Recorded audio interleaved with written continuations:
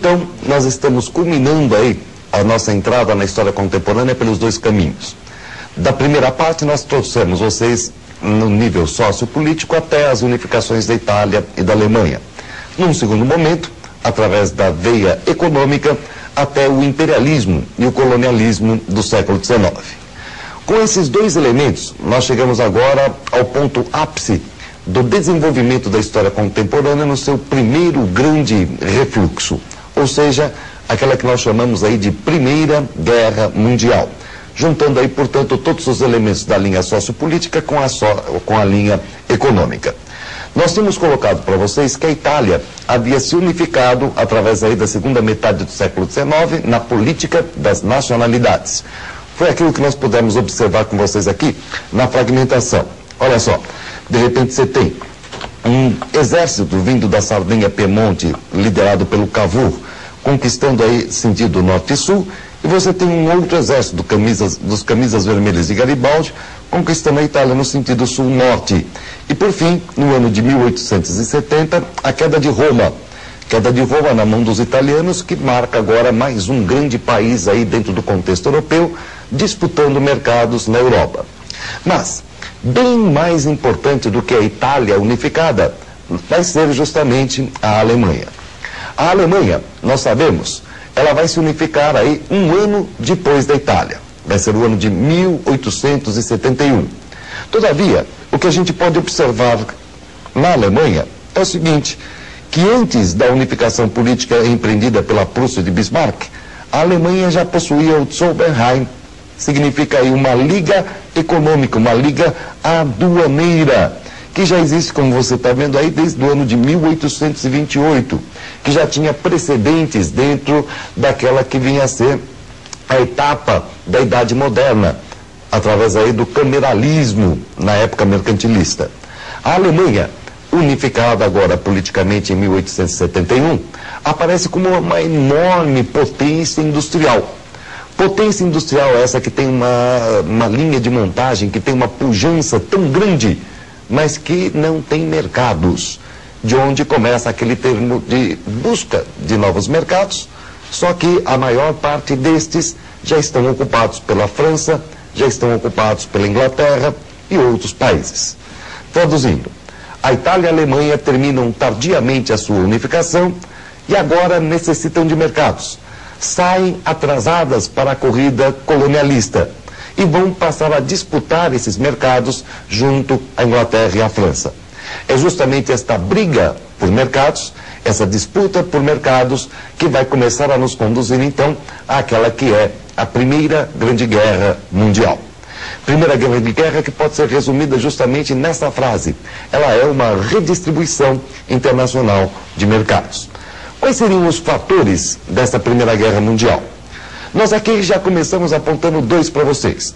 O primeiro deles, uma crise do colonialismo do século XIX. Essa crise do colonialismo vai ser marcada justamente por essa entrada tardia da Alemanha e da Itália na corrida colonial. Vão começar a forçar barras, vão começar a promover aí certos atritos, como é o caso aí da crise de Agadir, como é o caso da crise marroquina, uma série de problemas que já começam a mostrar que a guerra era mais ou menos inevitável. Essa busca de mercados era mais ou menos inevitável. E, em segundo lugar, claro, os países que têm problemas semelhantes passam a se agrupar em torno àqueles países que têm os mesmos tipos de questões a serem resolvidas. É daí que começa a se articular aquela que nós conhecemos pelo nome de política de alianças, que tem toda uma prévia bismarckiana, a política de alianças de Bismarck, mas que às vésperas da Segunda Guerra Mundial mostra-se para nós da seguinte maneira como a gente observa aqui. Vejam, uma montagem da chamada Tríplice Entente, que corresponde à união da Inglaterra, da França e da Rússia. E há uma Tríplice Aliança, que corresponde aí ao Império Austro-Húngaro, que corresponde à Alemanha, que corresponde à Itália. A Tríplice Entente e a Tríplice Aliança. Se nós fôssemos pensar de uma maneira bastante clara, nós iríamos verificar que a guerra deveria ter acontecido entre franceses e ingleses. Só que esses perceberam que, Se eles fossem disputar o mercado entre si, quem sairia ganhando seriam justamente esses países que chegaram atrasados. Portanto, ao invés de se degladiarem, França e Inglaterra resolveram assinar um acordo que ficou conhecido com o nome de Entente Cordiale, ou Entente Cordial. Dessa união de franceses e ingleses, mais tarde vai se somar a Rússia. Por que a Rússia corre para o lado da França e da Inglaterra? Diversas razões. Entre elas, o fato de que a Rússia estava tentando se industrializar, tentando se tornar mais moderna com capital francês. Segundo, a Rússia tinha pretensões na região balcânica e a Alemanha também. De repente, a Rússia começa a ter problemas aí com o Império Austro-Húngaro, com a Alemanha, e isso leva a Rússia, portanto, além da dívida com a França e desses problemas na região balcânica, a se aliar à França e Inglaterra. O Império Austro-Húngaro é o aliado normal da Alemanha. E, de repente, a Itália, que também se viu aí violentada nos seus interesses colonialistas e, chegando tarde na distribuição da África e da Ásia, resolve se aliar aos impérios centrais, marcando, portanto, a tríplice aliança: o Império Austro-Húngaro, a Alemanha e a Itália. Agora, atentem para o seguinte, gente: a Itália está, no começo, ao lado da Alemanha, mas depois que a guerra começar, a Itália vai mudar de lado. Ela vai passar a lutar do lado da Inglaterra, ao lado da França, ao lado da Rússia. Agora, notem que, de repente, em função deste clima de bloquinho para cá, bloquinho para lá, tipo a turma da rua de cima versus a turma da rua de baixo, ou seja, aquela rivalidade entre os países europeus, começa a nascer um determinado tipo de ideia, de que, na verdade, a paz só seria possível se você estivesse preparado para a guerra. Aquela velha ideologia babaca, paburro, que nos diz o seguinte: pô, de repente, você, para viver em paz, tem que estar extremamente bem armado. E a Europa vai viver aí uma das maiores corridas armamentistas de que se teve notícia. Como você pode observar aqui pelo nosso gráfico. Olha só, os anos de 1880, 90, 1900, 1910 e 1914. De repente, o crescimento, todo mundo tentando construir navios, todo mundo construindo armas, tanques, canhões, aumentando o efetivo dos seus exércitos, os efetivos das suas tropas, uma enorme corrida armamentista. Então está aí armado o paiol que vai nos conduzir à Primeira Guerra Mundial. De um lado, é aquela disputa dos mercados para as indústrias, ou seja, para as burguesias nacionais. De outro, os interesses que se mesclam aí nas políticas de alianças. A corrida armamentista. Só estava faltando explicar para aquele coitado, para aquele infeliz que vai vestir o uniforme e vai para a frente de batalha, do porquê que ele tinha que ir para esta guerra. Você falar para ele que ele ia brigar por mercado, ele obviamente não ia. A melhor justificativa, a melhor resposta para esse soldado seria exatamente os nacionalismos.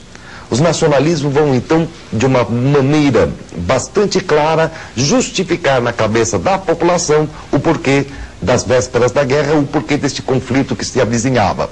De um lado, você observa aqui com a gente que existia nada mais, nada menos do que um enorme revanchismo francês em relação aos nossos amigos alemães. Olha só, você tem aqui os alemães tendo invadido a França para poder montar a sua unificação, derrotado a França, tirado da França a Alsácia-Lorena. A França estava louca da vida com os alemães e existia todo um sentimento nacional que levava os franceses, logicamente, a uma guerra contra a Alemanha. De outro lado, você possuía aquilo que nós chamamos do pan-eslavismo. A Rússia, tentando unificar ali a região balcânica, justificava suas pretensões dizendo que todos os povos eslavos deveriam se reunir em torno à grande mamãe Rússia. Rússia essa que deveria ocupar toda aquela região e, portanto, deter todo aquele ponto geográfico do mundo, mesmo porque ela precisava de uma saída para um porto de água quente, mesmo porque ela também precisava de mercados. Depois você pega o alemão. Olha só o alemão. Se do lado russo você tem o pan-eslavismo, do lado alemão você encontra o pan-germanismo. Pan-germanismo que já começa a ter aquela sua conotação ariana, do arianismo, da raça superior. O alemão, um dia da manhã, acordou, olhou para o espelho e se achou muito bonito, se achou lindo, dono de um sangue azul tipo B pasteurizado, que dava a ele direito de se achar a raça pura. o ariano, e portanto ele, dentro da sua grandeza, deveria formar não só a grande Alemanha, mas deveria ser o principal responsável pelo mundo. Se você tirar Rússia, Alemanha, França, Inglaterra, etc., você vai ver que o último nacionalismo é aquele que até hoje está aí para nós, 1993, e daí para frente a Europa inteira, toda batalhando a questão dos nacionalismos, a formação da grande Sérvia. Olha lá com a gente. Desde aquela época, a questão da Sérvia está em pé. Tentativa de montagem da grande Sérvia, tentativa de elaborar na região balcânica o predomínio deste país. Nesse momento, era como se a formiga estivesse berrando ao lado de uma manada de elefantes. Quem é a Sérvia para olhar para a Alemanha, para o Império Austro-Húngaro, para a Rússia, para a França, para a Inglaterra, e contra o interesse de todas essas grandes potências, acabar aí tentar montar a sua unidade naquela região? Pois é exatamente o berro da formiga que vai colocar a manada dos elefantes para correr. O fator imediato da guerra é exatamente aquele que se traduz no assassinato do arquiduque austríaco Francisco Ferdinando, que tinha ido até a região para verificar as suas novas conquistas e acabou sendo morto num atentado dos Mãos Negras, um grupo sérvio que vai soltar uma bomba e vai conseguir matar o nosso amigo arquiduque Francisco Ferdinando. Esse é o ponto em que a guerra está explodindo. E a guerra acaba se transformando em mundial, como a gente vai ver na próxima aula.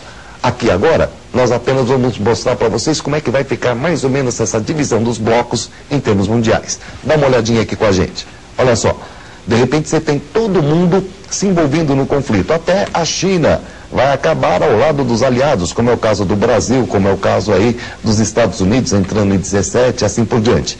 E esses aqui, os impérios centrais, terão que enfrentar praticamente aí, como você está observando, o mundo todo contra eles.